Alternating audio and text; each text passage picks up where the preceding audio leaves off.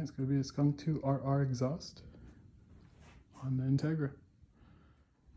Alright, Skunk2 packaging, great. They tie the bag so you don't lose the bolts. A lot of bubble wrap. Your authentication card and sticker. And everything is wrapped pretty good. We'll go ahead and separate it and I'll come back. Alright, great packaging so you don't scuff up the canister. There's a silencer. All 3-inch. The resonator's also packaged well so you don't scratch it. And what I was worried about, I thought it did go down to a 2.5, but it is a straight 3-inch flange, so that'll pair up well with my downpipe. Alright, let's go ahead and get it under the car.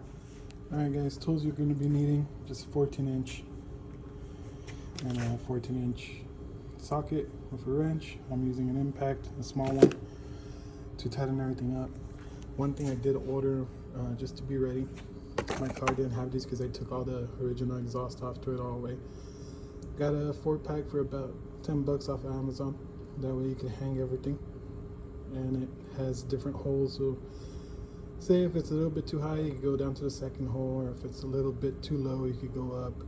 Whichever. Let's see if they work. Alright guys, we'll go under the car next.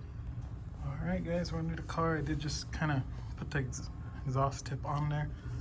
Put a little bit of WD-40 on the top holes. So those are gonna go right here. So off to your original hanger. And the way you know it's your original hanger is gonna have that little nipple right there. If you put it right here, it's gonna hang way too low.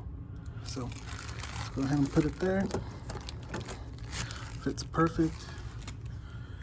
This side too, you have one that kind of curls up, well, 90, but it's the one in the back that has the actual little nipple. All right, once we do that, we'll go ahead and move this exhaust into place, and we'll go from there. Let's see if I can put you in a good angle, hopefully. I'm gonna go into the top hole. We'll try to the hole in the middle first, and then that way we know if we need to adjust a little bit more or not.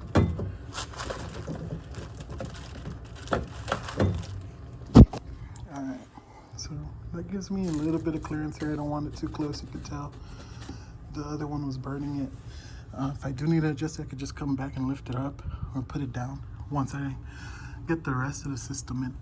So let me go ahead and start doing the mid pipe and we'll get to work. Alright guys, so that's the next part right there. If you look up here, there's another hanger. I'm just gonna go to that right there. So I'm gonna hang that up, and then I'm gonna put a jack stand to hold that part while I bolt everything in. So I'll come back once everything's assembled.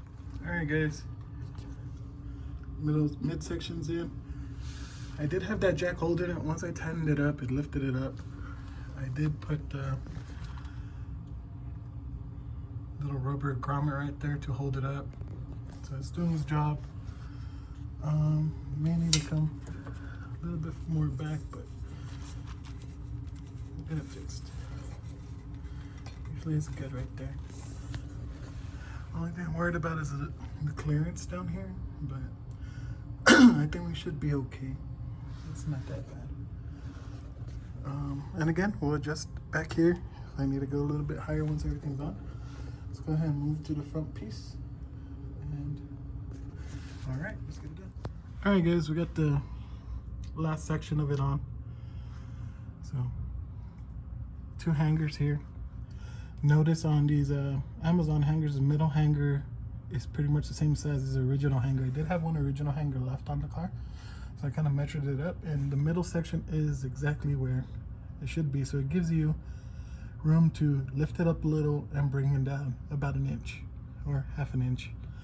But when you do put this on, these right here should be in this direction, so they start on the top and come down.